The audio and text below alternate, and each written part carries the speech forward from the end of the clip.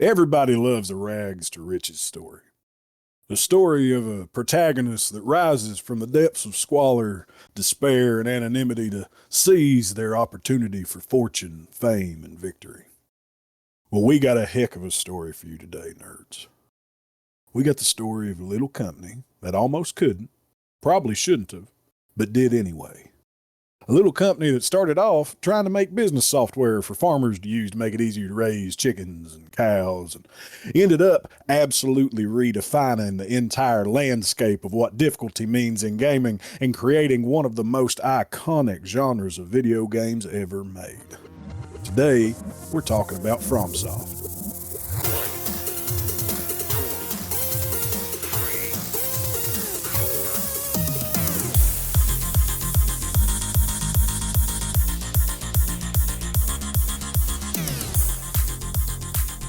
Welcome to episode 20 of The Hills Have Nerds, the only podcast with a tone and content that speaks to Tarnished and Elden Lord alike. We're unifiers here. I'm one of your hosts, Josh, and with me as always is Lee. Hello. Cody. Hello. Aaron. My God, we're only on episode 20? Yeah. We have an unconventional numbering system. And we also have a special guest with us today. We have one, Bubbycat, Morgan Reynolds. Bubby, how you doing? I'm doing good, Bubbies. How y'all doing today? Doing good, brother. Glad to have you on. Oh, good to be here. Yeah, are you excited to talk about some FromSoft? Yes. We've been trying to get you on the show for a while. We were trying to figure out, what would be a good topic to get you on for you to flex some expertise on. I think this was what you wanted, right? Yes. I'm a big FromSoft nerd. Heck yeah, man. Well, let's talk about you a little bit. So let's get to know, you're a big FromSoft nerd. What other kind of nerd are you? So Bubby, what gives you the right to sit here at the round table of nerddom? Let's hear about you. Tell the listeners about you and your history in nerddom and what you like and what makes Bubbycat Bubbycat. Well, it all started when I was a baby. My parents were big nerds and they raised me on nerd media. I can remember watching Star Wars as early as 3 or 4. And I have 2 older brothers and they were big gamers. And they kind of instilled it into me, and I've been gaming since I was old enough to hold a controller. Gaming has such a big impact in my life that Metal Gear Solid is one of the franchises that I'm a big fan of, and it helped influence me to join the Marine Corps. Oh, wow. Hoorah. Semper Fi. Semper Fi, that's it, yeah. Well, thank you for your service, Bubby. Oh, thank you. Well, what else, man? So, is it just you Metal Gear Solid, Star Wars? What else you like? I like all media, actually. I don't play like I should, but I'm a big fan of Magic. I'm a big fan of Pokemon, TCG. I used to be real big into Yu-Gi-Oh when I was in school.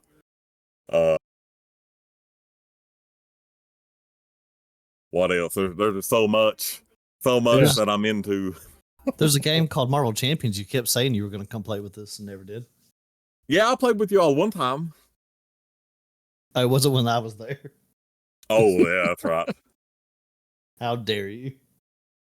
But He was looking for the better there. chance to win, right? Yeah, it's because Aaron wasn't there. He knew he had a good chance in. Yeah. Who'd you play with when you played Marvel Champions? I play as Penny or Thor. Best tanks in the game. Both good characters. Thor a little outdated as far suffers from his, I wouldn't say outdated, but he suffers from his age. Not rivals. In the release champions. cycle. Yeah, Champions. Oh, Champions. Marvel Champions, not I was Marvel thinking Rivals, Bubby. Oh, I'm You crazy. got Forgive Marine me. Corps shooting on the brain, man. Oh, I was actually thinking the same thing, man. I was like, that's the shooter game. I was like, yeah, sure. No, I was there when we played Rivals. Yeah. No, I still need to play Champions with you guys, though. I watched you all play Rivals. I watched your Venom play. Well, I've got a Wolverine deck I've been wanting to play against real people. Yeah. We play every Tuesday, man. You got to come down. We actually have a decent amount of listeners from the Marvel Rivals. Jesus, I'm doing it now. From the Marvel Champions community. Shout out to all those guys and Steve if y'all are listening. Yeah, you got to come down and play. There's always room at the Champions table, man. We'll figure it out. Playing solo against myself is starting to get boring. It's kind of maidenless. Yes, maidenless behavior. That's what I love about the game, man. And this isn't a Marvel Champions 3. We're not talking about Marvel Champions. That's what I love about it, is being able to play by myself if I got 30 minutes of downtime. But Bubby, what else do you do, man? I know you got a Twitch stream, right? Would you plug your Twitch stream? Oh yeah, I stream on Twitch, twitch.tv/Bubbycat Viking. I'm a variety streamer. I play everything. Today's Tuesday, so I started theming my days. Today's going to be Try It Tuesday, where we try out a different game every week. And tonight we'll be playing, which I know the listeners won't be able to see this, but we'll be playing Kingdom Come Deliverance tonight, and we'll be playing a different game every Tuesday evening. Yeah, we're recording. Go ahead. Oh, I apologize. You can also find me on Facebook at facebook.com/Bubbycat and I'm on Blue Sky also. Just go to Blue Sky, type in the search bar Bubbycat Viking, and I'll pop up. Yeah, and we'll have links to all that in the show notes if somebody remembers to send me your stuff. I mean, I can get it myself, but just remind me to we're lazy. In the show note. I've linked to Bubby's stream several times already in episodes that he's just been casually mentioned in. Yeah. He's never been on, but you've been linked to. Also, push it out on the Facebook to get people to go. Or you guys should, anybody listening should go hang out in Morgan's stream. It's hilarious. Bubby's an absolutely hilarious dude. It's a lot of fun watching him play and hanging out. As he provides clips for Lee. Yeah. It is handy. Yeah. Lee actually is riding the coattails of Bubby's It's lovely. clipitude. I guess. Lee clip farms Bubby's stream. Is that He does. He I do. absolutely does. Like most of Lee's clips are like Aaron or Bubby. Yep, it's good. Yeah, I love it. All right, but what are we here to talk about today? Bubby, you got anything else to add about yourself? Anything else you want to say about you? Before we Not too much. There's just so much about me, and my brain is fuzzy right now. I can't think of it all. okay? It's Good. like We'll whenever save it for somebody later. is like, "Hey, can you tell me about yourself?" I don't even know my name right now. it's locked down. Or just get that kind of deer in headlights. Yep. 42. Yep. Yeah. But let's get into our main topic here today. So today we're here to talk about the gaming company, the game development company, The game FromSoftware. company? The gaming company in Pikeville, Kentucky. Shout out to Nathan. Hi, Nathan. No, we're here to talk about the game development company, FromSoftware. Now, who wants to say what FromSoftware? If any of our listeners are hearing that name and going, "That sounds familiar," where would they know FromSoft from, fellas? I mean, the most popular one's probably the Dark Souls series. Well, I was going to say Monster Hunter Diary, Poca Poca, Village DS. That game, I'm pretty sure, is only released in Japan. You're a fan of Monster Hunter Diary, Poca Poca Aru Village, as most people are. It was released from the PSP in 2010. Then you know FromSoft. What about Atogi, Myth of Demons? Hatogi myth. I just had a stroke. I had a stroke just now. Dark Souls will do that to you. But yeah, so FromSoft is a developer for Dark Souls, the inventor of the Souls-like genre that is just absolutely prevalent. Just about anywhere you turn, people are talking about a game. Is this a Souls-like? Would you call this a Souls-like? I see that brought up in I don't know, almost every discussion about every game Well, that I mean, pops up.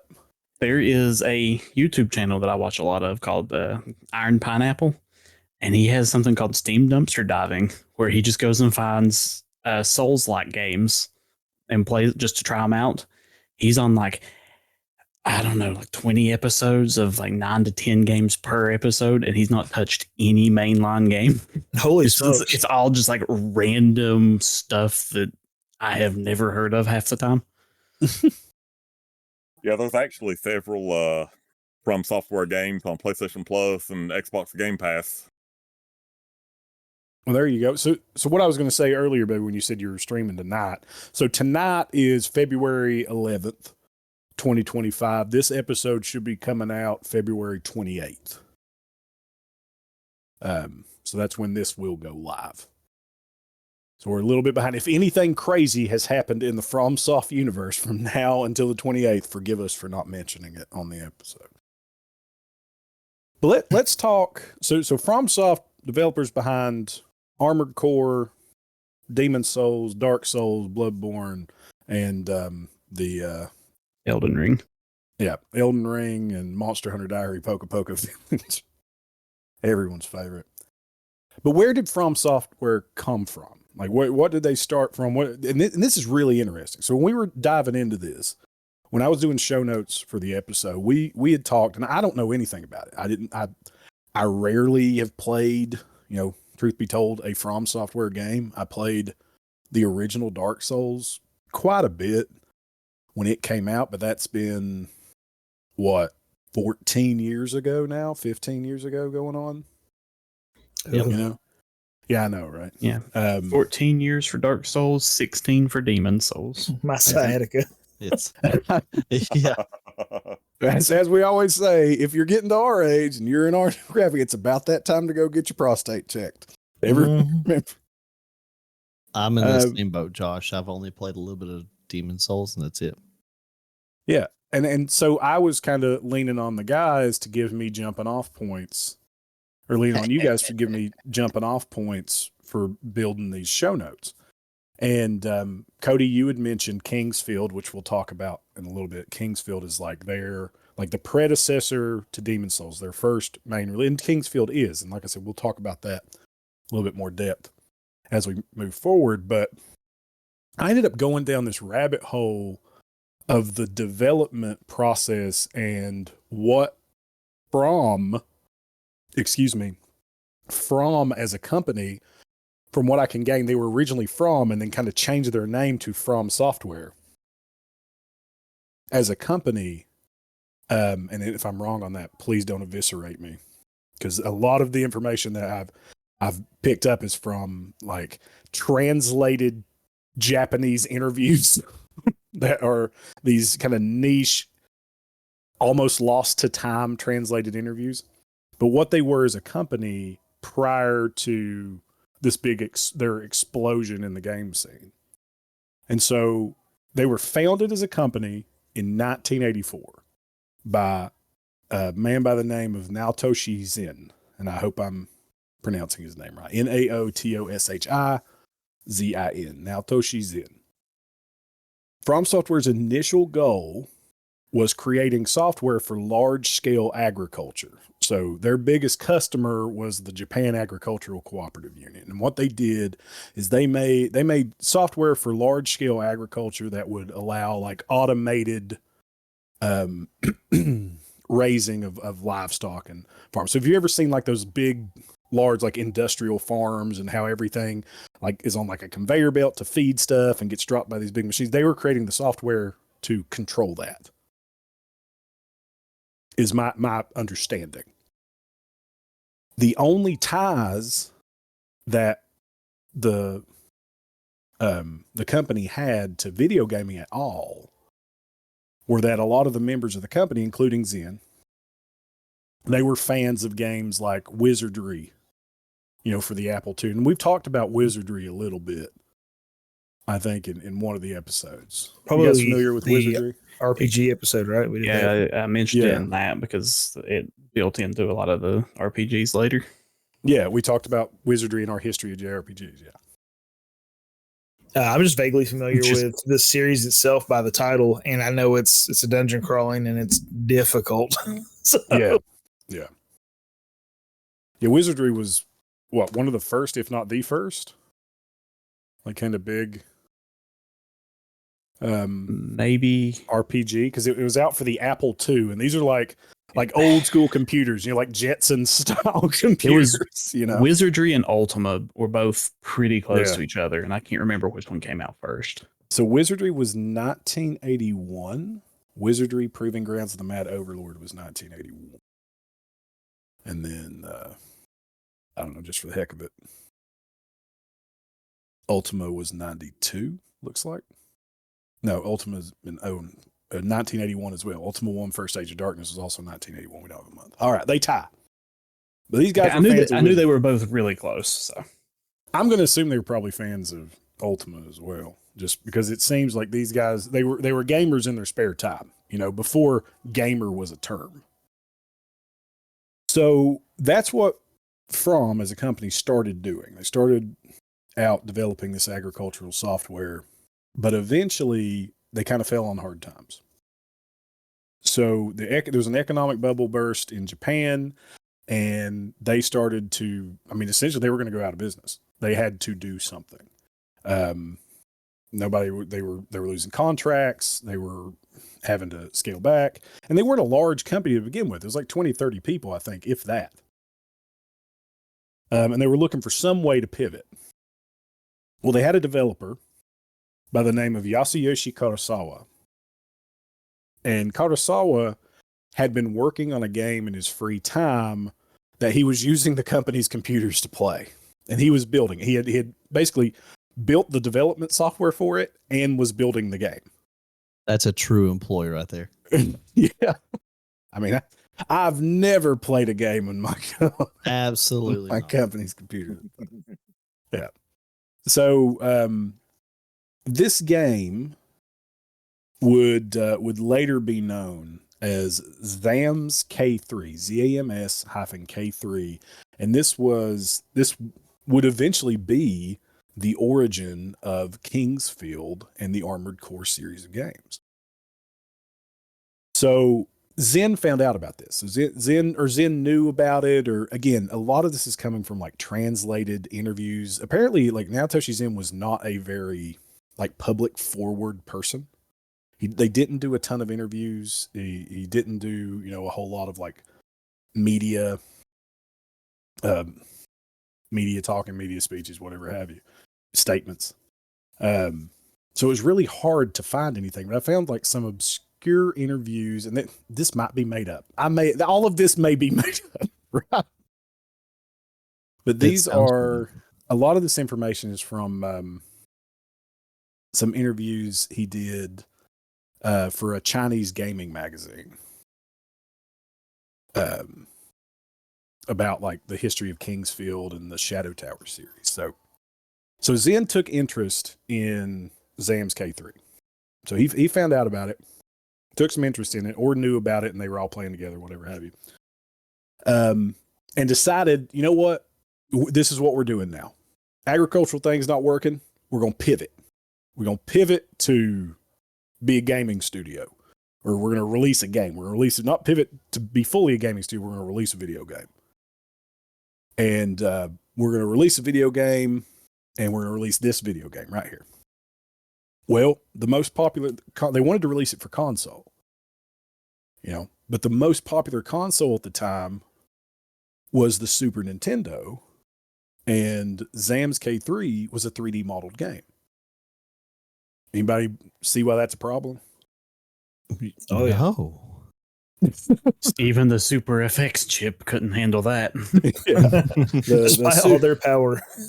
Yeah, the Super Famicom could Maybe not they should have hold. tried the blast processing Yeah.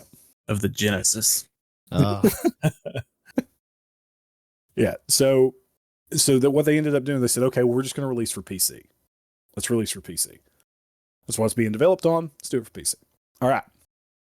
So just a little bit of more trivia about ZAMS K3. This comes from the initials of some of the people involved. The name for the game came from the initials. So Z stands for Natoshi Zen. A stands for Hiroyuki Arai. I have no clue if I'm butchering these names or not. I apologize to the estates of these people if they're dead, and I apologize to these people if they're alive and listeners of the show. K stands for Yasuyoshi Karasawa. I know Karasawa listens. And M stands for Masashi Moriya. The K3, there were apparently a couple other people with the K initial, but I couldn't find names. I looked and looked and looked. I could not find names. So when they started developing Zam's K3, and dude, Zen is a visionary, but also, I mean, he's a little bit of like a diva, I think, when we get into this. So he put forward a ton of requirements for the game. He's like, we want lots of robots. We want to have PvP. We want to have full 3D real-time rendering and so on. And it was like, that's crazy advanced at this time, guys. Like, you got to remember, so we're around like really early 90s, Which, I mean, that was expensive, dude. Yeah. Holy smokes, expensive to have any kind of computer that could handle that kind of 3D processing. That's actually why it took so long for consoles to switch over. It was even kind of hairy with the PlayStation 1. It was like, we're going 3D, and it's like, well, dude, we're just now kind of getting a grasp on this. Well, if you remember the Resident Evil stuff, that's why they had originally wanted to do first persons, because they couldn't model characters and render backgrounds at the same time. It's like lots of robots everywhere, PvP. We're going to change the whole world. We are so jaded as gamers now. Like, oh, I know, right? Yeah. Like you have like Horizon 100%. Zero Dawn or Horizon 2, whatever the hell it's Horizon Zero Dawn, Horizon 2. That's it. Zero Dawn is The first one. Yeah, and then there's Forbidden Wastes. That's Forbidden West. That's what Forbidden West, yeah, sorry. Yeah. So Horizon Forbidden West, where Aloy's face like literally has like tiny little mammalian hairs on the cheeks. Yeah, right? that's Like, insane that they were able to actually get that to show. How crazy. Yeah, some neckbeards on the internet can complain she has a beard. Then, there's walls. And I was playing a game the other day, and I was like, there's a wall here? Really? That's embarrassing. I should be able to climb this mountain. We are just so jaded as gamers. So Zen wanted this full 3D real-time rendering and so on. So it was very advanced at the time. He also, but he demandeth, but he giveth. Right? He was very demanding, but he was also very, very giving as a master here. So he gave the programmers the resources and the authority to work on the game without affecting the main business. He said, we're going to give you whatever you guys want to do. We want to continue developing the software that we're doing. We're going to recruit some more people. So he ended up recruiting a man by the name of Shinichiro Nishida. You guys familiar with that name? I'm not. Nope.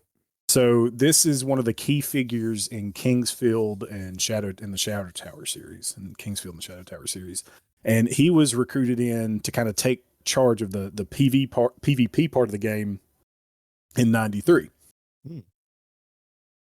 So Zam's K3 ended up being this kind of like ambitious mixture of dungeon blobber with like mecha battling and dozens of like mecha models and real-time rendering and the ability to rotate 360 degrees.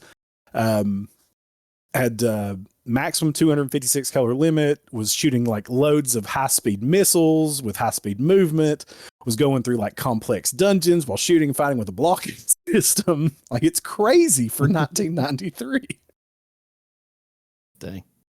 I'm impressed that they would get anything even remotely close to just showable, not even necessarily running. Well, wait. Oh, there's more. But wait, there's more. So that's what they were building. However, the running configuration of that was too high. And again, I'm taking this almost like word for word from a summary of the interviews, and I will link to those. A lot of this is not like my words put in here, because the person who wrote this did such a great job, and I will shout out this person on Reddit real quick. Reddit user SafeHunter9207, was the one who kind of summarized this stuff and translated it. I wanted to make that clear that I didn't write all this stuff. But so the configuration for the ZAMS K3, the running configuration is apparently too high. And it requires way too much storage space to run on like a normal PC that would be available for consumer homes. So they ended up, because they had put so much money into their hardware and their staff, but to keep doing that, this game was just going to end up being like this bottomless pit, because it was just getting so advanced so quickly. There wasn't enough efficient hardware or readily available hardware for the normal consumer to be able to use this. So they're still a long way before it's finished, and they at this point kind of hit like this, oh God, what have we done point, where we have put so much into this. If we don't get something out of this, we're screwed. Like we're done. Right. There's no entering the gaming industry now. And so he kind of suspended it. Oh. Suspended development of ZAMS K3. And that was it. And then FromSoftware died and nothing else happens ever again. The end. The end. This has been Lee. This has been Josh. Thanks, Bubby, for joining us today here on the show. Is Bubby there? He run away? Yeah, I'm here. Okay. Oh, we've lost our guest. He was entranced. Yeah, but so they gave up on development. But then this key thing started happening in the console arena. Anybody want to guess what that was? The PlayStation 2. The 3DO. PlayStation 1. The Nintendo Virtual Boy, right, Lee? The Nintendo Virtual Boy came in. No, yeah, the PlayStation 1. So Apple Pippin. right. So this is the Wonder Swan hits the scene. I knew it. If by the way, anybody listening, if you haven't listened to the history of handhelds we did, it's one of the best episodes we've ever done. Highly suggest you go listen to it. And I know our floor for best is pretty low. Best for us is, bottom of the barrel for a lot of other people, but it's a good episode. Go check it out. We talk about the Wonder Swan and give it far more shit than it ever needed to be given. But yes, so Lee was right. Oh, So they given up on development, but then these next gen consoles started to throw down. And by next gen, I mean when the PlayStation, the original PlayStation, the PS1 was a next gen console. Right? So 1994 hits. Zen sees this, identifies their space, that the PlayStation is advanced enough, it could potentially run this if they did some stuff, if they did some things. And so he, the way this is written in this article is urgently summoned 10 people of the software staff to cancel their vacations and return to the company for an important meeting. And I just imagine this dude picking up a conch and just And it just cuts to somebody on a beach sitting there building a sandcastle, and you just see somebody plow through it on the way. It's like, I gotta get back. just dropping everything, abandoning their families, rushing back. And so the topic of discussion, of course, was the need to officially develop games for Sony's PlayStation. That's what he decided. He's like, hey, this PlayStation's coming out. We can make games for this. We could be a heavy hitter for this console. So we could do it. Yes.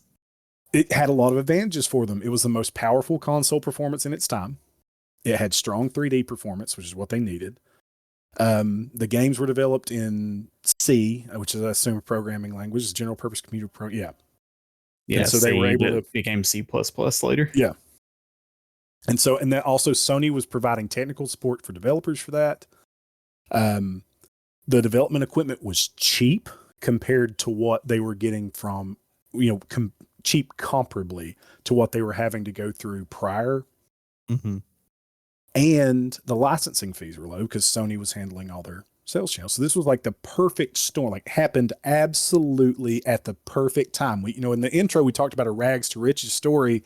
And usually in those stories, there's some kind of like Deus ex machina type thing that happens. Like I imagine this moment of, now Toshi Zen just kind of sitting there like listlessly flipping through a magazine or a sales report, and then just kind of sees the PS1 and something clicks, and there's this like shining light and halo of idea that pops up,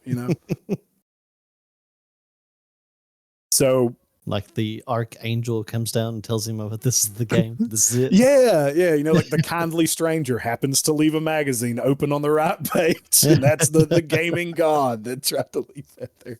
Ah.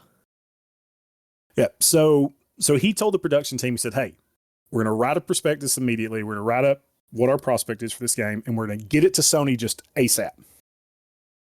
And he told him, he's like, "Listen, we got to do it in 3D, full 3D.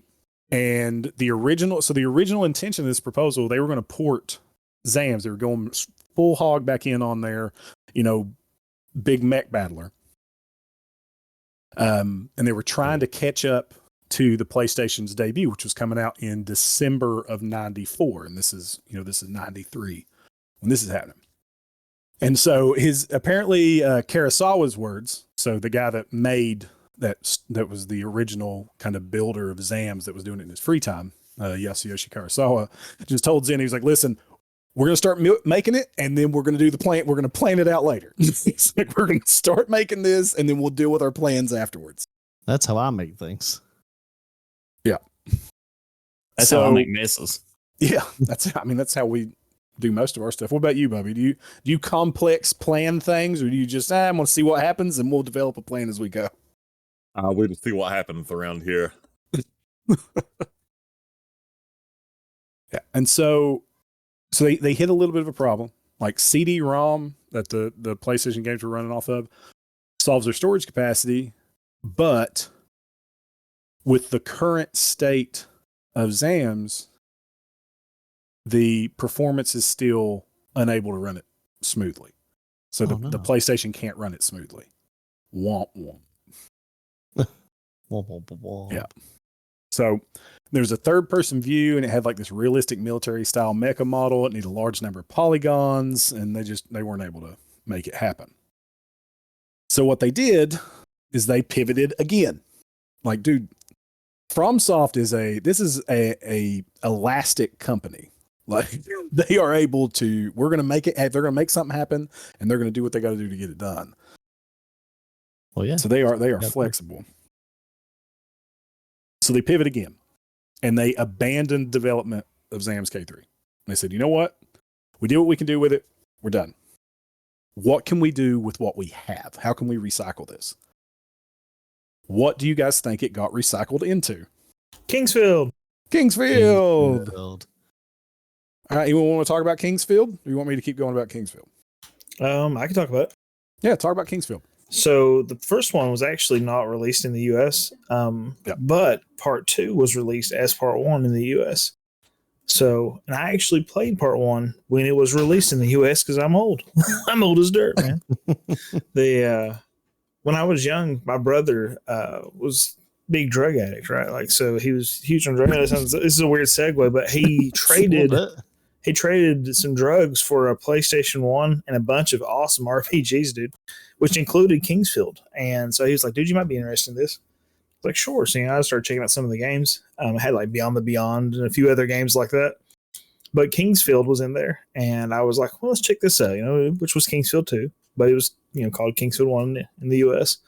So I started playing that, and it blew my mind, dude. It was incredibly difficult and unforgiving, but just to see like a dungeon completely rendered in 3D and to have enemies that were just, it felt like this is like what adventuring would be in real life sort of stuff. Yeah. And looking at it now, when you see it, you would think, I imagine you'll put this in the show notes or some pictures or whatever, but it's raw looking.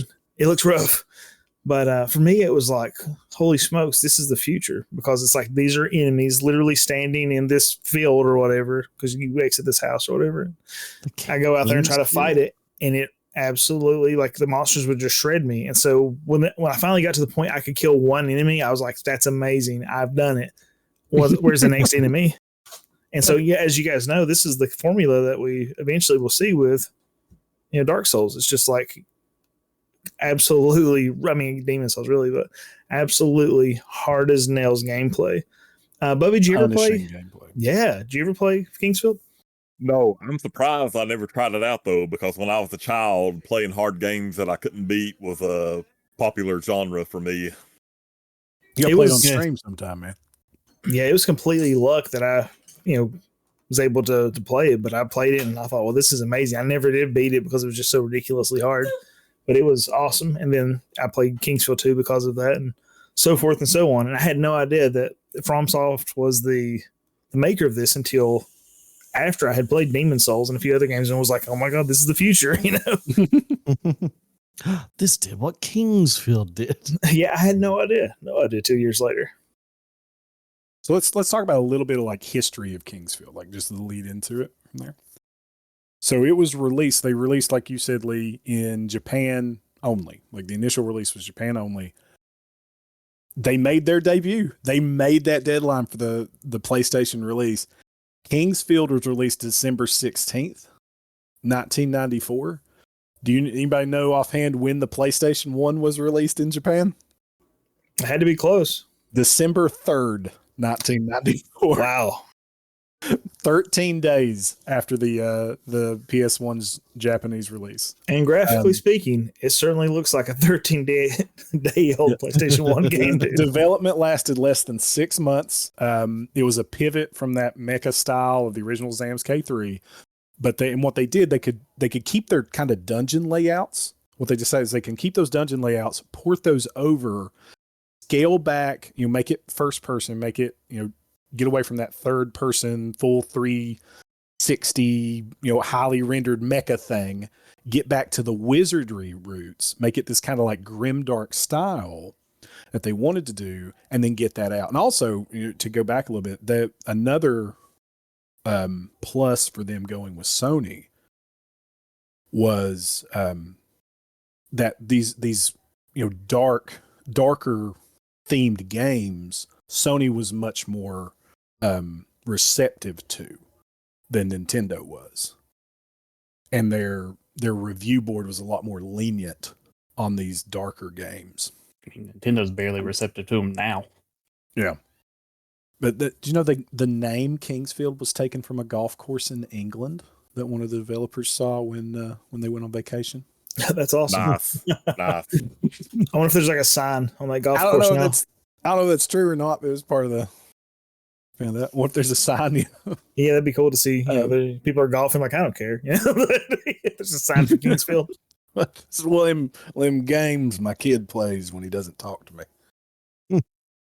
So the sales were apparently initially kind of mixed, like reception was mixed, and it was a hard game, and so it led to a little bit of a decrease in sales. So it was initially kind of negative sales wise, after a mixed reception, but like word of mouth started going around, and some magazine reviews started coming out for this thing, and it was just a hit.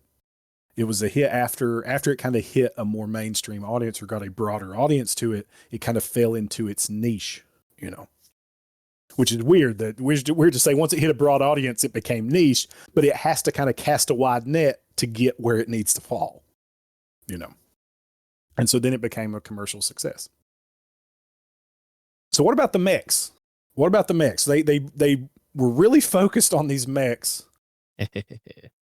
What did they do with that? Gundam. Armored Core. They did Gundam too, but they did do a Gundam game. I saw it over here. Yeah, they did a Gundam game. Oh, did they? Yeah, I just saw They did Mobile Suit Gundam Unicorn in 2012. Huh. Yeah. But not yet. But not yet. Not yet. So we got Kingsfield 2 in 95, Kingsfield 6 or 6, Jesus. Kingsfield 3 went straight from 2 to 6. That Zen is a Jeez. visionary. Is He's this a Final visionary. Fantasy? Final Fantasy 1, 2, 3, 7. In 96, we had Kingsfield 3, and then we finally got to come back to their bread and butter. I'm sorry, I apologize if you guys can hear my Alexa. I say this every episode because she reminds me to take out the garbage right at this time of night and yells at me. We hit Armored Core. Who wants to talk about Armored Core? I have played demos of Armored Core back in the day. Yeah. An really expert in Yeah. it. Yeah. Well, like, it was one of those games where when my mom would ask me what game would I want to buy, I'd pick a different game instead of Armored Core. But you know, if you like mechs and a lot of violence, it's a really fun game. So I played Armored Core 2.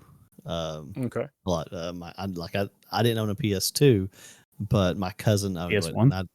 it. Well, Armored Core 2 was on PS2. Huh. Are you sure? Yeah, 1 was on PS1, and then 2 Yeah. on was on. Okay. Yeah, 1 came out in 1997. Dude, it does not feel like the PlayStation was that. And we've had a ton of episodes we talked about when the PlayStation was active. But like 94 was the PlayStation. That feels so early to me. Like I have these memories of being much older playing with a PlayStation. And but apparently I was not. I feel like it was not that long ago. But Armored Core came out in 1997 for the PlayStation. First 3 Kingsfields PlayStation releases. And then here you go. So go on, Aaron. What is Armored Core 2 came out in 2000. Armored Core 2 was the sequel to Armored Core. That's where they used the robots. I loved Armored Core because you could customize robots, and it kind of like a Mech Warrior in a style, but harder. But it was a lot of fun. They had a really built up world. I didn't get to play a big lot, but I loved the game because I'm a sucker for mech games. Yeah. Apparently Zen was too, man. It's what they wanted to build. I'm glad they finally got to build it. Yeah. I'm glad they finally released an Armored Core here. So this was the robot designs were created by they brought on Shoji Kawamori. Apparently he is just a huge in the like mech designer world in Japan. He created the Macross Mecha animated franchise and the Diaclone toy lines. Those were the basis for Transformers. Oh. Yeah. Dang. I know Armored Core is a pretty big franchise for FromSoft. It was where I originally know them from first. They have like 13 games across the Armored Core series. And that was apparently, it sounded like just hearing you talk about some of the past stuff sounds like a love child from the beginning that they wanted to do. It had the co-op, or it had the multiplayer battle system, which was really cool, and a really cool storyline. It had a 2-player split screen too, didn't it? Yeah. The original Armored Core. Yeah, that's what I was talking about, the multiplayer. Yeah, it had a 2-player PvP mode. That's sick. That's wild to think about, honestly, because you go from we can't render this at all to we can do a 2-player split screen of it. It's not easy. Only 3 years later. Yeah. Yeah, and you think like his I love that when we were doing the history, like Zen's demands are we want it to be realistic and we want multiple polygons in this. And when in reality, like what they're imagining is not like in my head, I'm thinking Armored Core 6, which just released a while ago. That's this kind of photorealism thing, but in reality, it's like these blocks. Like imagine, building a robot out of Legos. Yeah, and that's what they're getting at, and these things aren't strong enough to do that. Yeah, no, they were very polygoned. Yeah, I'm looking at this picture from the original Armored Core, and I can just imagine them trying to do that earlier is probably, a very similar thing to what was happening. And I remember the controls being pretty rough as well. Mm-hmm. Because I can assume that they wanted it to feel like a real mech, and a lot of times you were slow unless you used your jet boost. Yeah. And you're just like just slowly moving around. I remember that. Yeah. And it was hard too, right? Yeah. Yes. Yes, it was. Yeah. It was hard. And that's like, I think that is a Standard of their games. Yeah. It's just, they're hard, dude. They're just so hard. That's what I remember playing the original Dark Souls was just, it's so friggin' hard. Why is it so hard? All right. Anybody got anything else to add about Armored Core? You want to talk about anybody playing Armored Core 6? I've been watching my kid want play to. I've not tried it. Yeah, I'd really like beat to. it. I've beat it. It's a really good game. Like I recommend it, especially if you're a FromSoft or Soulsborne fan. Mm-hmm. There are 2 bosses in the game that will make you lose your mind. Riley was fighting. I can't remember what boss it was. It had like it was one of the earlier bosses, and it had like some kind of shield circling it. And I bet he fought thing. I can't remember its name, but it made me mad. I watched him fight that thing, I'd say 26 times. Easy. I thought he was going to give up. Like he was getting pissed, but I was really proud of my kid. Like I was sitting in here I think I was playing Power at the time, and he was in the living room playing that on the Steam Deck on the TV. Mm-hmm. And all of a sudden I'd hear cries of frustration, just like yells of frustration from the living room. And then all of a sudden I hear, yeah, daddy. He's like, I got him. He's like, I got him. Do you want to come see the cutscene or whatever it was at the end of it? It was awesome. And I still have those moments, and it's awesome to share, like see my son having those moments of victory and it's a video game, right? At the end of the day, but it still kind of teaches him persistence, and overcoming obstacles.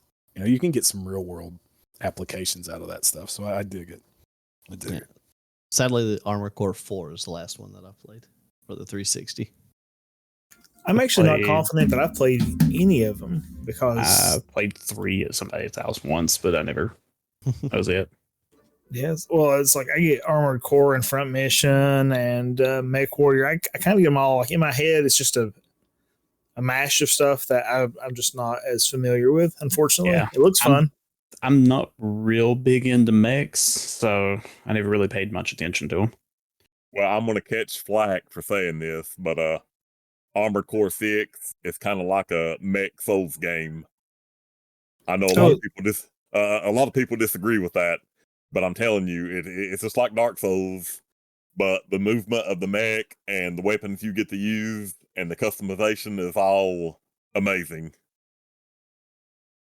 Yeah, it's the most appealing one to me for sure. When I saw that, I was like, you know what? Eventually, I would like to play that, and that's because I'd heard maybe you say it and some other people say that it is more akin to the Dark Souls system. I mean, watching Riley play it and knowing what I know of Dark Souls, it looked. I haven't played 6, but like the previous ones were like you got sent out on missions and you had objectives to reach. No, that was the case too in 6, I think. Okay. Bubby? Yeah. So we've talked a lot about Dark Souls. We've said Dark Souls. We've said the word Souls-like. So let's jump ahead. Let's jump forward in time. Now, before we do that, are there anything between? We're going to jump forward. Let's see. We're in 1997 right now. We're jumping forward 14 years to 2011.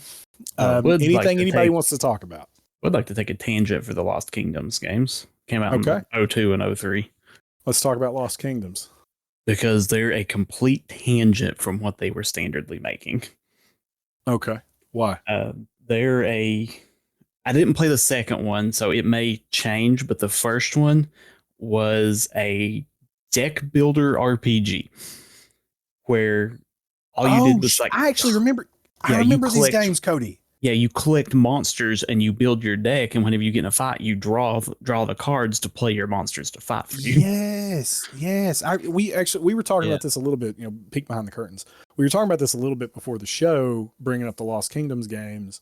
Yeah. And, I was going to skip over them, but now, and I didn't really understand what you were saying when you're like, oh yeah, it's a deck builder with this. But now I remember playing. Yeah, it's not a full on deck builder.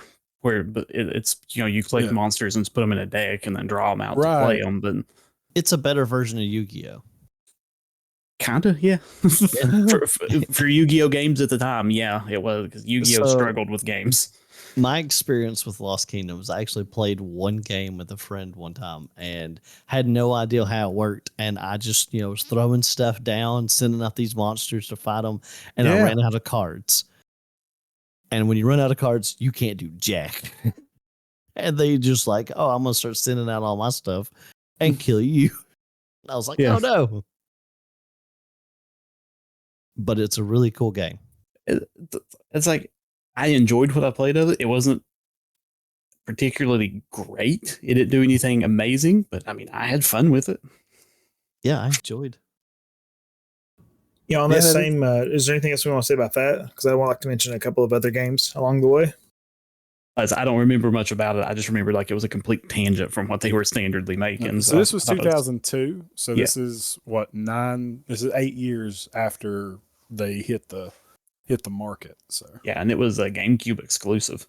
Oddly. Yeah, that's what I played. I remember playing it on GameCube. Yeah, I remember that because everything's like in real time, right? Like it's not like I choose a card to play. It's I have to play it and go. Oh yeah, you're running around in the fight. Yeah, it's Yu-Gi-Oh, but in real time. Yeah. So I think in the history of FromSoft, like looking at the list of games here, you can really see how things evolved up to the point of getting to stuff like the Soulsborne stuff. In particular, like we know, we had Kingsfield 1, 2, and 3, and then Shadow Tower. It was extremely similar. It might as well have been a Kingsfield game. It was a first-person dungeon crawling sort of game. Extremely difficult. I've never made it more than I think the longest I ever played it without dying was 7 minutes or something. It's crazy, dude. It's just silly stuff too. It's like you walk and it's like, oh, you're on a narrow beam walking in this 3D polygonal world, and it's difficult with the controls, and you're navigating the 3D space with this directional pad, and you're dead. So it's hard. Did you say what year it came out? Shadow Tower is 98, according to this. Yeah. Then after that, we got later on. It's just obvious. There's a lot of games in between, but Eternal Ring was very much more like Kingsfield. It was like the evolution of Kingsfield. Where it was based a little more about rings and whatever else, but people that like those kind of Kingsfield games also tend to enjoy Eternal Ring. And then we got, they did Evergrace as well, which is a lot more action oriented. And so it's almost like the Eternal Ring and Evergrace, which both came out the same year, apparently, ends up being a marriage that makes Dark Souls, Demon Souls, and the Soulsborne sort of setup. From there, it continued on to, they did Kingsfield 4. I've actually never played it. I own it. One day I might check it out. But let's see. I guess maybe along the line too. Looking at it here, it's like you could probably argue that the Lost Kingdom stuff sort of put the more focus on the RPG aspect than the action part. But then he continues to build on and on. He got Kuon, which was that horror game we mentioned right before the show started. We were kind of surprised at some of the games that FromSoft had brought out. Mm-hmm. And Kuon was a horror game for the PlayStation 2. Yeah. And so I never played it. I always thought it looked good. So. What I've played of it, I really enjoyed. I played maybe a couple of hours on it. I did not talk about Echo Knight. It was also a horror game. I heard horror game. Yeah, sorry. I missed what. No, Kuon. I guess that's how you pronounce it. Kuon. It was a survival horror game, and that's probably a little more towards the Bloodborne sort of aesthetic, I would think, maybe. And then some wild excitement and action in some other games. But eventually, it's kind of like you can see them working out the kinks till they get to the point of making their masterpieces. Are there any other ones you guys wanted to mention before we get to Dark Souls or Demon Souls, I guess? I got nothing else. I was just going to touch on what Lee said. Was that you that I watched play Eternal Ring on Twitch, or was it somebody else? It might have been, there's this guy that plays Dark Souls, everything. He's a pretty extreme. I can't remember his name, but I watch him play it a lot. He speedruns it. Because I don't think it was me. Eternal Ring looked like a really good retro Souls game. Yep. From what I've seen of it. Yeah, I think it's just one of those that keep refining the process to the point that they got to their masterpieces. Yeah. But other than that, up to the point of Demon Souls, I'm good now. Yep. If nobody has any other releases they want to talk about, we'll jump up to Demon Souls, because this is where they become like they really make their place in the zeitgeist of video games. I think was This was their home run. Yeah, like Kingsfield, Armored Core, they're cool, they're great, they're awesome, but the original Kingsfields, all that stuff, and then the original Armored Core is up to like 4. Really cool, really neat, but Demon Souls in 2009 is really like that's where they really hit their stride. Yeah, they really decided what they were going to be as a company. Yeah, I think what you were going to imagine when you heard the FromSoft name. When you think about, I wonder how much of it was just limited by the technology too, because better technology allowed them to do more, and so Demon Souls allowed them to do a lot of stuff they wouldn't have been able to do in Kingsfield. I mean, it's almost like Kingsfield is like the bare bones, dehydrated version of Demon Souls. Yeah. So, who wants to talk about what Demon Souls is or was? Bubby. Bubby. Don't jump all at once. Demon Souls is a nice little third-person action RPG where you play as. Who are you in Demon Souls? I thought you were just kind of random. You're just a hero. I don't think he's ever named. Yeah. Okay. Yeah. You're just random. All dude. Of them that they have like a specific thing they're called, and I can't remember because you have Tarnished and then Hunter and. Yeah, Chosen Undead and Bearer of the Curse. Yeah. But quick research, it just says Demon Souls. I don't think Demon Souls. It just says a role of an adventurer. Yeah, it just says a role of an adventurer. Actual name for them. Okay. But you or just say you are the Demon Soul. Yes, you are the Demon Soul. John Demon Soul. John.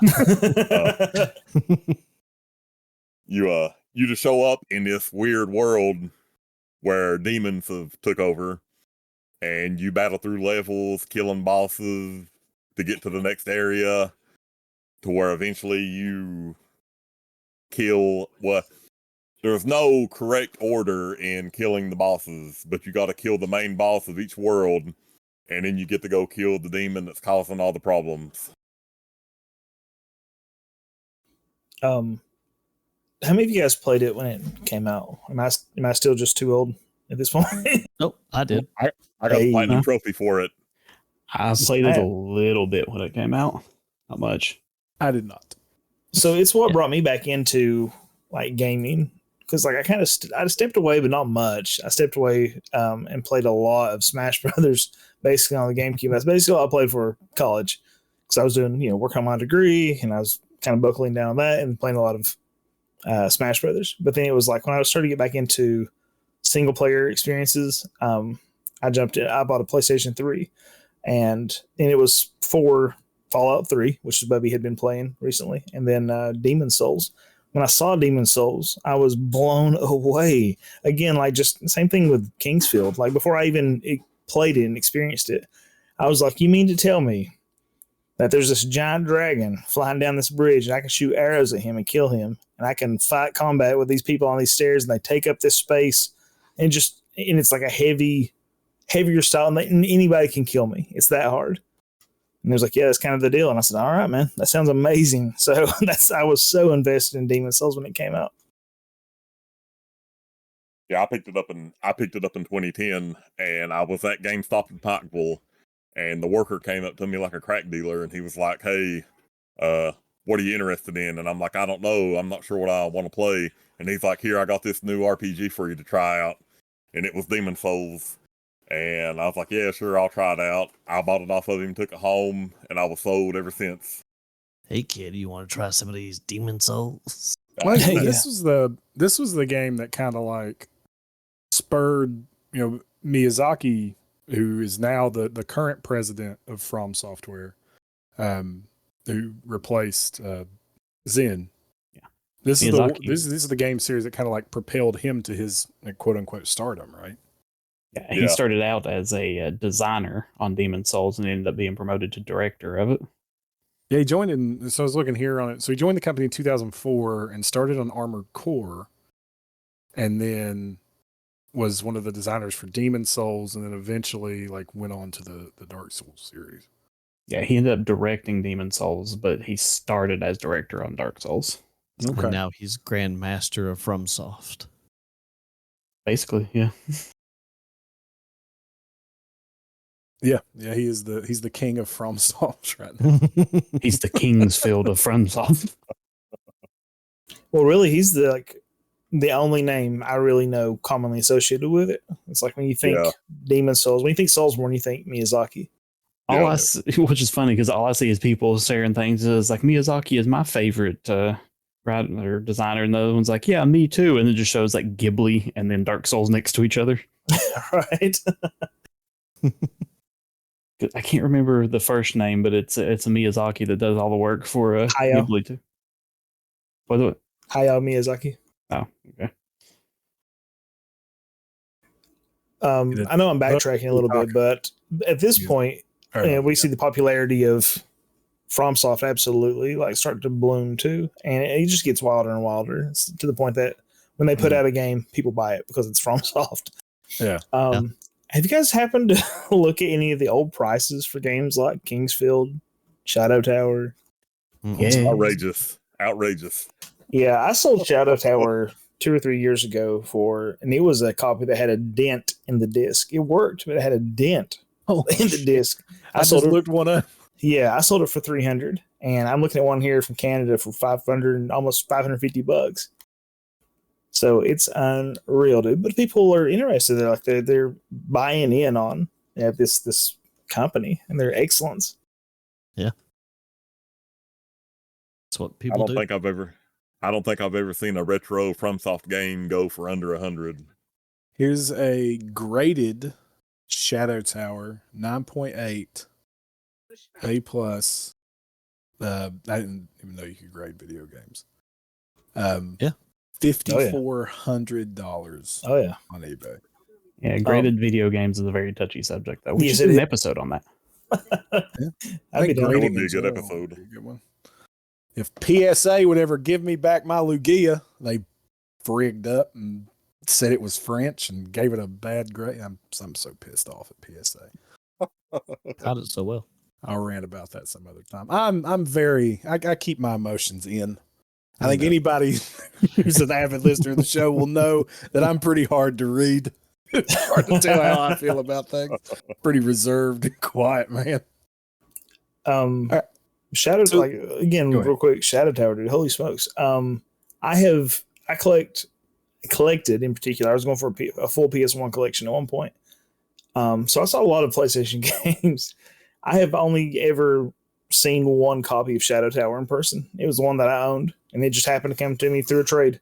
And I was like, I had never even heard of it. And I was like, is this like a monkey's paw? What is this thing? When I played it, I was like, it is a monkey's paw. It hurts us. So let's jump forward. Let's jump forward a couple years and talk about, the creme de la creme, one of the greatest video games ever made, depending upon who you ask, Dark Souls. Yeah. If not the greatest video game ever made. I don't even think it's the best FromSoft game, but You heard it here. Cody says Dark Souls in general, FromSoft overrated. They all suck. They peaked with Monster Hunter Diary, Poca Poca Village. Exactly. They made two of them. They made one for the PSP, and then they made one for the 3DS. We do a whole episode on Monster Hunter Diary, Poca Poca Village. So Dark Souls, man. I was absolutely, you're gonna find this hard to believe, but I was a bit of a hipster when it came to Dark Souls. I was like, well, they're trying to make this mainstream. I'm old school. I played, Demon Souls, and I played Kingsfield. At that point, I knew, right?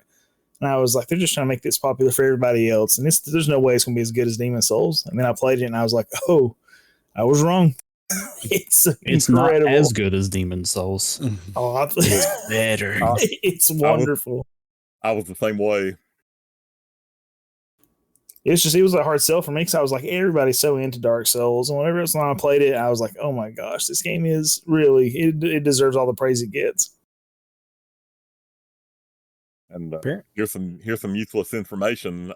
Demon Souls and Dark Souls 1 did not have omnidirectional rolling. Yeah, you only had No. the cardinal rolling in it. Wow. Yeah, it Yep. was miserable, dude. I had remember, forgotten. it's what made me not play other Dark Souls games. Like I'm not that much of a tryhard in my gaming. I don't need that level of difficulty. I don't. Life is hard enough. I don't need that. See, Lee will fully disagree with me here, but Bloodborne is their easiest. What the flip? Yeah. Which is Yeah. interesting because Bloodborne is hard for a lot of people. I think it's their easiest one. I can't do jack in Bloodborne. So what is, but now we're kind of getting into like the contemporary times, Dark Souls, Dark Souls 2, Dark Souls 3, Elden Ring. We can talk a little bit about Elden Ring's success and how it's kind of blown up, but let's talk about Bloodborne. So what is Bloodborne for anybody that doesn't know? Cody. Bloodborne is their Lovecraftian style story, Yeah. but it's all still Dark Souls mechanically, except it's more aggressive in its gameplay. I always heard of Bloodborne kind of billed as like a Devil May Cry meets Dark Souls. Not. It's more actiony than, like, Dark Souls is actiony, right? But it's a lot faster paced. Yeah. Than Dark Souls. And I don't know. I haven't played Bloodborne. It's faster paced, but there's no way that it's even going to get close to Devil May Cry. Because I mean, if you're going that ham, you're dying. Like that. That's you. You still have to be smart about what you're doing. Okay.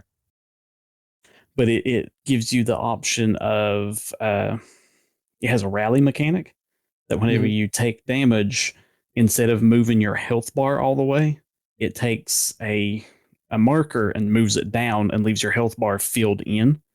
And if you can deal damage back to the enemy, it starts moving that marker back up. So you regain health if you can deal damage while you're in that state.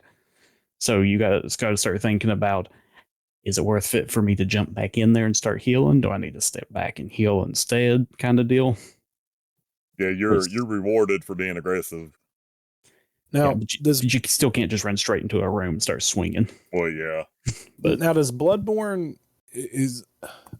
tell me if I'm wrong, like, is Bloodborne heavier on the overt, like, in your face storytelling than the Souls games are? Because one of the things about the Souls games is they're pretty light. Like, they can kind of drop you in and you're going to get a little bit of story, but you're going to piece together a lot of it from, like, picked up found items, right? It's the same as Dark Souls. Yeah, it's same way. You have to read items and stuff. Okay, but I think that's kind of like a key. That's a tenet of FromSoft at this point, right? Like, now, light storytelling, heavy theme. For the storytelling, I assume it works this way with the Dark Souls as well, but I'm not entirely sure. For Bloodborne, I know that they originally started writing the story with a character in mind and was telling the story, going through all of these things and setting everything up. And then whenever they started making the game, they basically just erased that character, like they didn't do anything, but left everything done and then set you down. Oh, that's neat. And that was how they got their idea of getting everything in place. Like, they were telling the story and then putting you in the place so that you can explore the world after the story happened. But the story wasn't necessarily what they were trying to tell, I guess. I don't know. It's weird.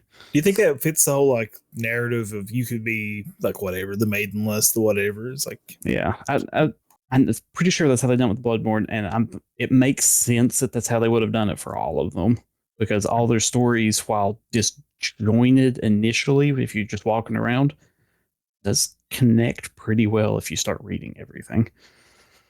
Oh yeah, it's like it's the best story you don't know. These games. And if you want, like, good story, Vati Vidya on YouTube, he does a lot of lore dives in there. He's really good. He's really good at it. He's actually published books on it now. Yeah. I didn't know that Dark Souls had an expansion. Artorias of the Abyss, maybe? Yeah, Artorias of the Abyss. I didn't know there was an expansion for the original Dark Souls. I don't even think I beat it. I played it a lot, but I don't think I ever beat it. Another useless bit of information is that in most of these games, the bosses that you fight are not fighting you in their prime form. They're fighting you weakened. Yeah. Interesting. Yeah, I hadn't really thought about that. Oh, Well, like when you fight. Oh, sorry. Oh, you're good. Go for it, bub. Oh, like when you fight Artorias in the DLC, Mm-hmm. you're fighting him after his arm has been broken and he's been infected with the abyss.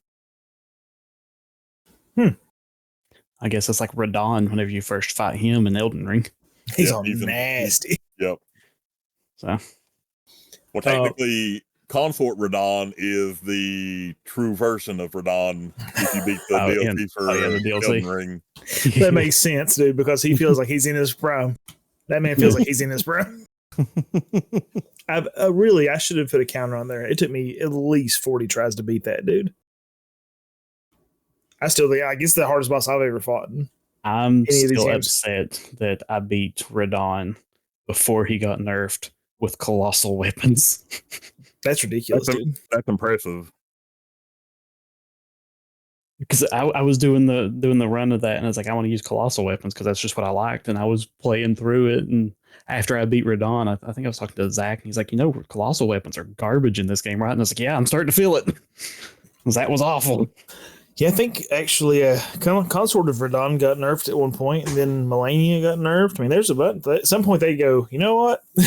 Maybe we ought to back a little bit. You know? Well, Consort didn't really get nerfed. They changed his attack patterns and stuff because so many people complained because during the change to phase 2 for Consort, he would do attacks one right after the other and wouldn't give you no time to heal or block or anything. So they just gave you a little bit of breathing room. I am convinced that you people that enjoy Dark Souls and the Souls-like genres are sadomasochists.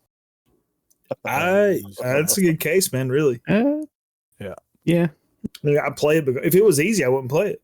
So it's like if Demon Souls was easy, it's like screw it. I mean, later on in the Elden Ring, I remember taking that giant hammer, the colossal one, and I was hitting stuff in the back, and they would turn around and kill me before I picked the hammer up. So I was like, okay, I've got to figure out how to hit these guys and still be able to do something before they react. Yeah, I feel like you would get just as much joy out of a session of Elden Ring as you would get out of a black high heel to the grapes. It definitely feels like a black high heel to the grapes at times. Please, they're done. Tap out. Let's move forward a little bit. So Dark Souls creates this genre. The development of Dark Souls. We're approaching our hour and a half mark, and we've got a few minutes left. The creation of Dark Souls creates the genre Souls-like. The gaming community begins to look at games in a new window, through a new lens, because of Dark Souls and Demon Souls, and how well made and engaging those games are. That's crazy. When you really think of it, it redefined, and we said that in the intro, redefined the way the gaming community looks at games now. Yeah. So there was the joke with IGN for the longest time that every game was like, this is the Dark Souls of Zelda. This is the Dark Souls of, Yeah. So we're the Dark Souls of podcasts. It's hard to get through sometimes. We are the Dark Souls podcast. Sometimes it's difficult to get through. Just roll around till you get there, I guess. So what does Souls-like mean, really? What is Souls-like? What does Souls-like get summed up to? Because we hear that all the time, and if you're a gamer out there listening, I'm sure you've heard Souls-like at some point, whether you've played these games or not. So what does Souls-like mean? What are they looking at? What are the tenets of a Souls-like? Well, big bosses for me. a difficulty where every single mob has a real good chance of killing you. That's kind of Yes. like my staples for it. What about you, Bubby? Same thing as Lee said. Notice big bosses, eccentric bosses, and a challenging gameplay. Like anything can kill you. Doesn't matter what it is.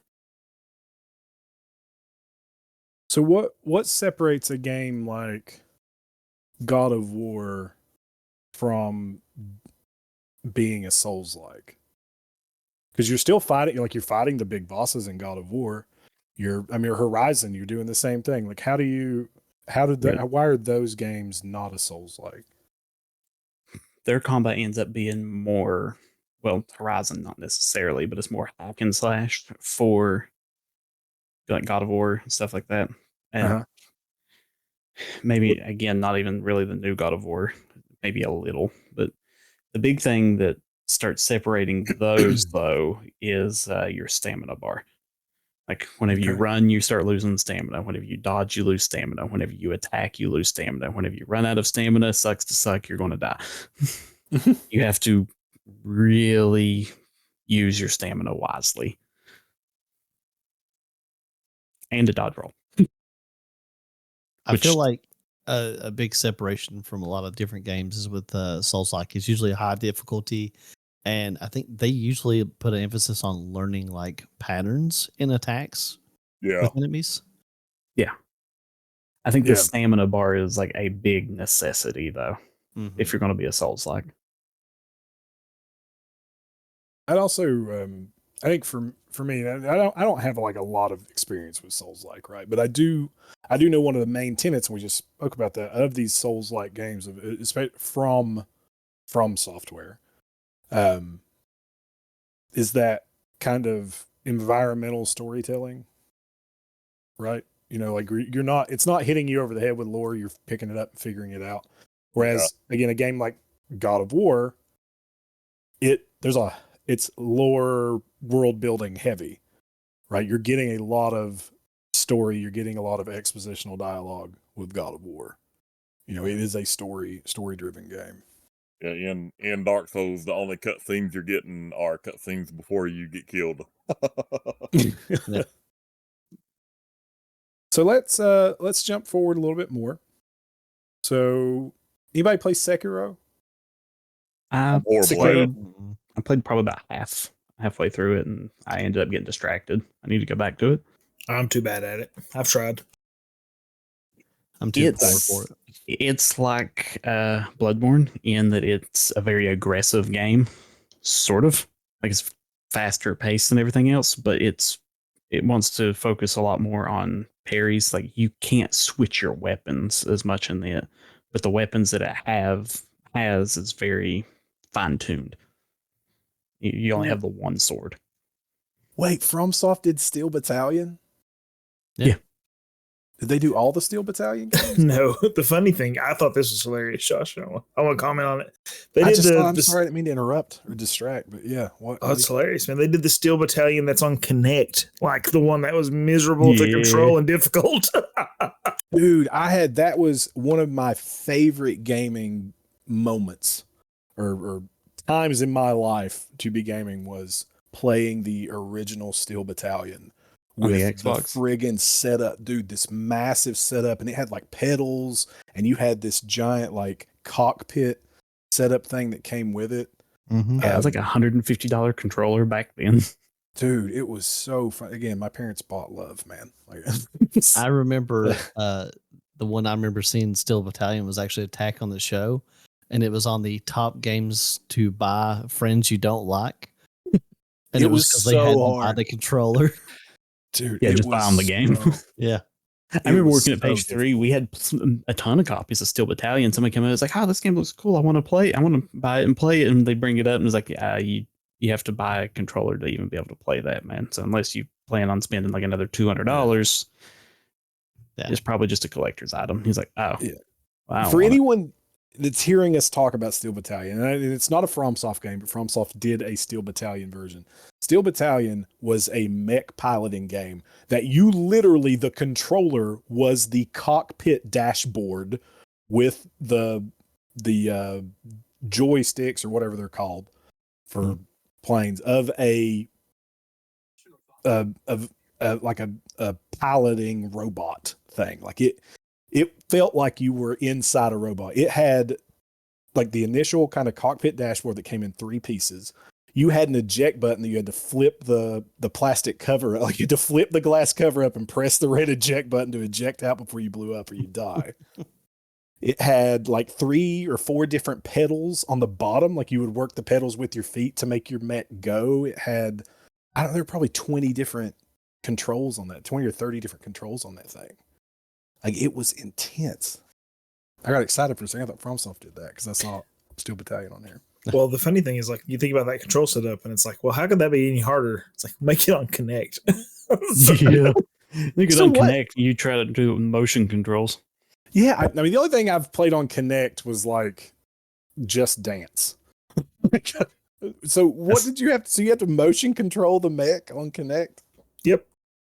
Oh, Like, apparently, it was like a cockpit, and you had to, work some levers. Whatever. I imagine all those janky motions trying to control I it. imagine that FromSoft should have done Dark Souls on Connect, and you had to actually dodge roll. Actually dive and roll. All right, so let's jump forward. Let's talk about. So we talked about Sekiro: Shadows Die Twice. So Sekiro was this kind of like feudal samurai area game or feudal samurai set game. It was very like you said it was an action game, right? I've always felt like it still kind of plays. stealthy. Yeah, you still want to be stealthy, and I mean you can run in and fight, and you got parries and stuff. It still plays like a Souls game where you got dodges and everything, and a stamina bar and everything, and parries. But stealth is probably, I don't know. I didn't play through a whole lot of it, but stealth makes it all look easier. Dodging is useless in Sekiro. Yeah. That's funny you say that. Because when I played Bloodborne, dude, I was like, "Where's my shield?" Right? Because I was like a shield, and I was a sword and board sort of guy. you can get a shield. You It can. is useless, Dude, and I didn't realize that was a joke. I was like, "Well, this shield is garbage," but it's actually a joke. It's just like a piece of it's a board. joke because your parry in that game is a gun. Something's attacking me, shoot it. So I was like, well, I suck at this game, and I suck even worse with a shield. So, but it's funny that they made dodging is pretty useless in Sekiro. I don't know. I played it was all right, but I need to go back and do it again. You want to get good at parrying and parry everything. And it has multiple different types of parry as well. Because there's like a thrusting parry on spears, and you have to be able to like jump. Certain things are like red, and you can't parry those. And it's honestly a pretty interesting system. It's more actiony than the Soulsborne games are, which some people argue that they're totally different styles of games, but I still think they're similar. Yeah, they're still similar. So I looked this up a minute ago, but I wanted to throw this number out because I was just curious. I Googled how many Souls-like games were on Steam, and I got 4,554. Oh, Good grief. Because that's added in as like a tag now, right? Like people. Yeah, can Souls-like tag is a something tag as now. Tag it Souls-like. Yeah. I wonder if I bet Pal World has the Souls-like tag. I think anything that has a dodge roll mechanic ends up getting the Souls-like tag from somebody. Probably. Yeah, it's probably worth just tagging your product as Souls-like if possible for popularity. Kind of dig into that. So speaking of popularity and Souls-like, what was the most recent Souls-like game that has come out other than, I guess you can argue, Armored Core? Elden Ring. What won Game of the Year? What was it what was the robot thing? Astrobot. Before that? Yeah, Astrobot, but before that, wasn't it? Elden Ring. Elden Ring. Yeah. Elden Ring with its Game of the Year. Did Shadows of the Erd Tree win something? Yeah, it was nominated for Game of the Year, and honestly, it probably got like DLC or expansion or whatever of the year. So but I've never played Elden Ring. I've watched Lee play a ton of it. What's the difference between Elden Ring and Dark? It just looks like Dark Souls to me. What's the difference? What separates Elden? Is it just like the story or the world or? The story, the world, movement is more fluid in Elden Ring. There's a jump button so you can finally jump without doing some weird button combination. Dual wielding weapons means more in this game. Bosses like to delay their attacks to make you guess when they're going to hit you, so you get hit anyways. They delay a lot. They also button read. Yeah, they button read. So explain to people that may not know what button reading is. What is button reading? So whenever you press a button on your controller, the boss realizes that you have pressed that button before your character starts the animation, and it immediately triggers them to do a set action. So like Melania, if you're within a certain radius of her and you hit heal, you get hit. Because the second you hit that button, she starts an animation at you. And I think that's kind of stupid, but I know this is probably a lot of people will not enjoy it, but I don't think Elden Ring is their best game. I really don't. Slander. I like Bloodborne, Dark Souls, and Dark Souls 3 more than Elden Ring. J'accuse, Cody. J'accuse. What do you think, Bubby? My favorite all time is Dark Souls 3, which I do love Elden Ring a lot. Bloodborne's my favorite, but if I had to pick one, I'd pick Dark Souls 3. Wow, that's it's a tough call, man, for me, really. Like, I think the remake of Demon Souls was incredible. I think Elden Ring's incredible. Dark Souls is great. I mean, it's a hard call for me. Like Sophie's. You don't like Bloodborne? Gosh. Dude, I want to. I get it. I'm just so bad at it. I want it to be better. Here's the funny thing. Dark Souls 3 got the patch for 60 frames per second on PlayStation 5. Bloodborne got nothing. Yeah, they've been DMCA striking a ton of stuff on Bloodborne recently. Like somebody made a 60 frames per second patch for it and something else, and they've got DMCA strikes from not Sony, a different company. I can't remember what company it was now. Blue, whatever, is it? I would have to look it up again. I can't remember. It's not that Katawaka Corporation, because they're the ones that own FromSoft right now. Maybe. So maybe Blue Point. Blue Point's the one that did the remaster of Demon Souls. That'd be nice. Bloodborne fans have been raising Cain about getting a Bloodborne remake or remaster or anything. But here lately, Sony has been hinting at maybe Miyazaki making something. I don't know how true that is, though. I think, don't we have a state of play tomorrow? Yes.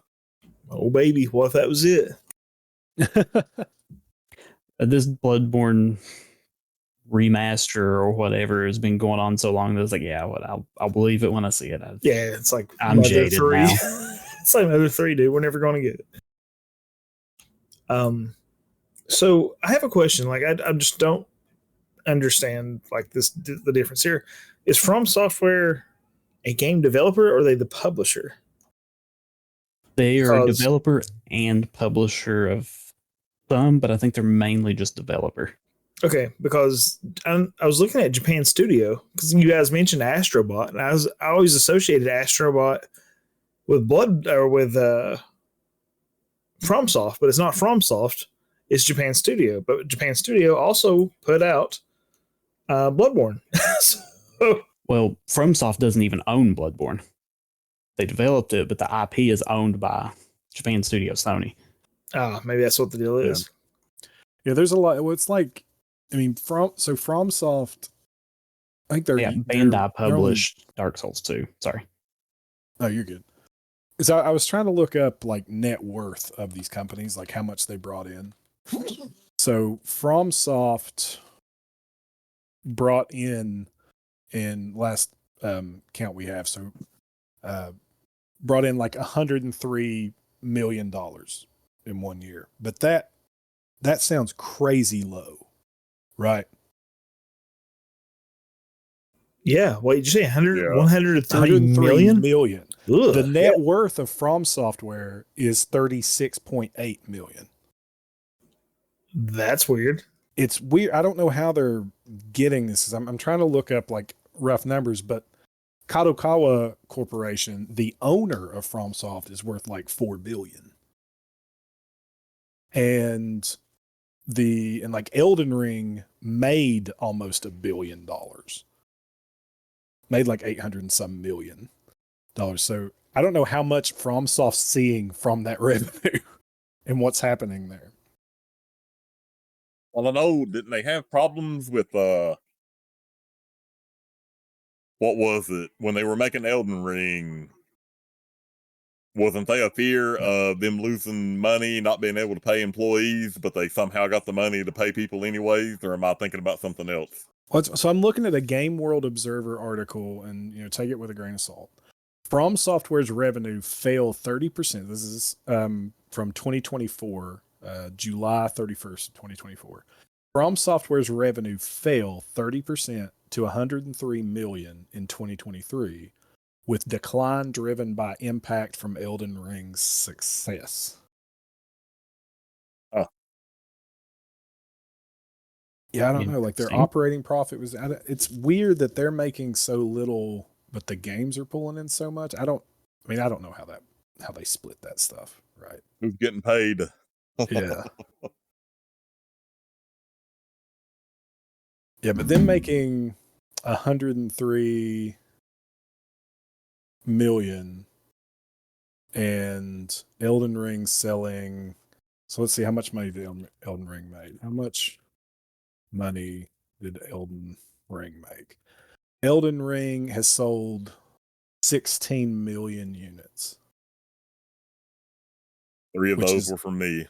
Why'd you buy 3? I bought one for my PlayStation. I bought one for the Xbox when my son had an Xbox, and then I bought one for PC so he could play on PC. Because my son is laid up with Elden Ring. Actually, I bought 2 copies, the PC and the PS3 version or PS5, whatever it was. Yeah. I have 2 copies of a lot of the Resident Evil games, so yeah. It's crack addicts, man. But yeah, my son beat Elden Ring when he was 10 years old with very little summoning. Good grief. Wow. Wow. What a bunch of weirdos buying the same game. I've never bought a game twice. Ever. No, yeah. Neither. I've not got 4 copies of Diablo 3. Nah. All right, so we're winding down here. Any final thoughts on just the impact of FromSoft's rise in gaming culture? From their humble beginnings to where they are now. Any final thoughts, final takeaways on this as we start to close out the episode? Yeah, bring Bloodborne to Steam. Yeah. Give us give me a 60 FPS FPS pack. That's all I want. Yep. I want to play it. I want to try it out. A point I wanted to make is think about modern video games in the modern sense, not original Super Mario Brothers, but what is a video game that has a comparable impact to Dark Souls in the video game industry? I know there's some out there. It's just like, this one's huge.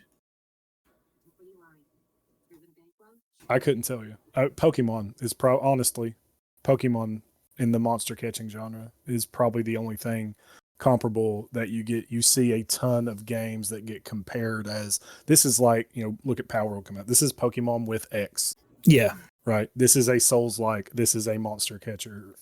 I mean, it's on par with like whenever Halo came out and everything was just chasing that. Oh my goodness. Yeah. That's a big one. Yeah, Call of Duty. Call of Duty's a big one. Oh yeah. It's a big one. Yeah. Battle Call, Field of Duty. Because I was thinking one of the more popular games of, all time, guys, is Grand Theft Auto. Well, Minecraft, that's a big one too. But Grand Theft Auto 5 is one of the biggest games of all time. But it's like, when I think about that, it's like, I don't see as many clones of that as I do Dark Souls. But it could be that it's I see more of what I like too.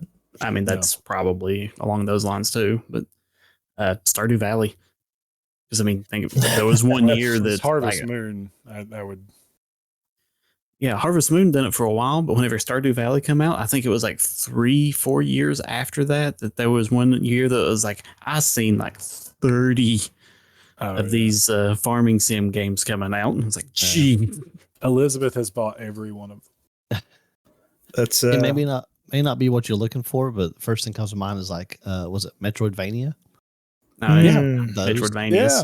Good Yeah, Lord, there's a its own bazillion genre. of those. Yeah. Yeah. Yeah, oh, I mean that's the same thing. That's a game that has had such an impact on the culture that its name is now associated with a style. Cody, Right. do you still have Steam pulled up? Yeah. Could you search Metroidvania and see what that number looks like? Yeah, you have Souls-like, Metroidvanias, bullet hell, not bullet hells, but like again Pokemon-like monster Not creatures. That's quite. It says we have 3,897. I knew it would be a lot. And honestly, there's a few of those that are Dark Souls tagged or Souls like tagged as well. Yeah. Oh, we got the amalgam, the crossovers. Well, that Nine Souls, that's a recent release, came out May of last year. It's one I was looking at picking up. It's a Metroidvania and Souls like. Hollow Knight, I think, is in that as well. Yeah, I would Hollow agree. Knight is. How is Hollow Knight, Metroidvania, and Souls-like? I feel like those two things are in direct opposition of one. Oh no. The it has the big bosses. It has the sparse storytelling that you have to pick up through items and such. But it also has the whole like Metroidvania setup, and it's friggin' hard. It's hard. It's got the What's rolls and everything in it. Can something be Souls-like if it's not in a 3D plane? Oh, I think so. Oh, Salt and Sanctuary. Yeah, I think Salt and Sanctuary. What's that? The game that we like. Blasphemous. Blasphemous. Yes. All right. Well, for our listeners out there, what does Souls-like mean to you? What is your history with FromSoftware? Have you played the games? Did you get so frustrated with the games you threw them away? Did you break a TV because of Dark Souls 2? Or did you break a TV because of Monster Hunter Village Toki Toki, whatever the hell it was? I lost to this boss. I'm going to burn my house down. Let us know. You can let us know by emailing us at heelshavenerds@gmail.com. That's heelshavenerds. There is no the. heelshavenerds@gmail.com, or come on our Facebook where you can get into all kinds of discussions about the nerdetry, and we post all the goings on of our days and stuff we're getting into, games we're playing, things we're watching, reading, writing, seeing. Or you can come join our Discord.